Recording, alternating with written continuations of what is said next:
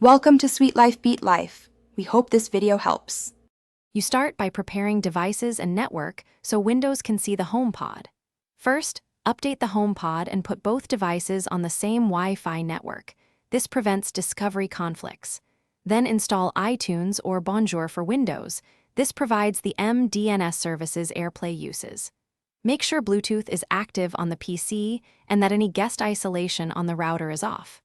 Once done, reboot the HomePod and Windows so changes register, and the next steps can discover the speaker reliably. Now you enable AirPlay output from Windows and choose the HomePod. Open iTunes or your chosen AirPlay app and look for the HomePod in the Output or Devices list. Select it as the audio target. If available, adjust sample rate or buffer size to reduce dropouts and latency, because different codecs and network conditions affect playback. Also open Windows sound settings to set the default audio format and disable exclusive mode if apps fail to share the device. Once configured, play a test track to confirm streaming.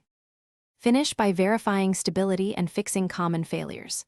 If sound stutters or disconnects, restart router, HomePod, and PC in sequence, and temporarily connect your PC to the same access point via Ethernet to isolate Wi-Fi issues. Make sure firewall and antivirus are not blocking Bonjour or MDNS traffic. Allow those services through. For persistent latency, prefer 5 GHz Wi-Fi or wired backhaul, and lower the sample rate if needed. If pairing disappears, repeat the discovery.